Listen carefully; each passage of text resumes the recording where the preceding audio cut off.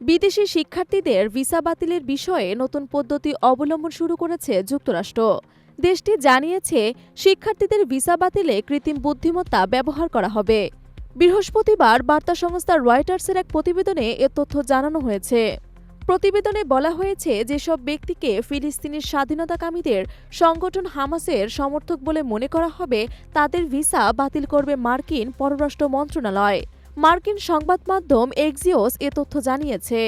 Fox নিউজের এক প্রতিবেদনে বলা হয়েছে, এক শিক্ষার্থীর ভিসা বাতিল করেছে মন্ত্রণালয়। তাকে হামাস সমর্থক বা তাদের অনুষ্ঠানে অংশগ্রহণকারী হিসেবে চিহ্নিত করা হয়েছে। মন্ত্রণালয়ের ঊর্ধ্বতন কর্মকর্তাদের উদ্ধৃত করে এ তথ্য জানানো হয়েছে। এক্সিওস জানিয়েছে, বিচার বিভাগ এবং তাদের অভ্যন্তরীণ নিরাপত্তা বিভাগের সঙ্গে কাজ করেছে পররাষ্ট্র মন্ত্রণালয়। তবে এ বিষয়ে সরাসরি কোনো মন্তব্য করেনি পররাষ্ট্র মন্ত্রণালয়। মার্কিন পররাষ্ট্রমন্ত্রী মার্কো রুবিও সামাজিক মাধ্যমে জানান, সন্ত্রাসবাদী সমর্থকদের বিরুদ্ধে যুক্তরাষ্ট্রের জিরো টলারেন্স নীতি কার্যকর রয়েছে। আইন ভঙ্গকারী আন্তর্জাতিক ও বিদেশি শিক্ষার্থীদের ভিসা বাতিল সহ তাদের দেশে ফেরত পাঠানো হতে পারে।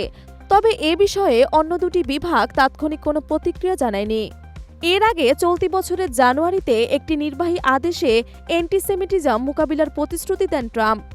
তিনি বলেন, 2023 সালের অক্টোবরে হামাসের হামলার পক্ষে ফিলিস্তিনিপন্থী প্রতিবাদে অংশগ্রহণকারী বিদেশি শিক্ষার্থীদের বের করে দেয়া হবে।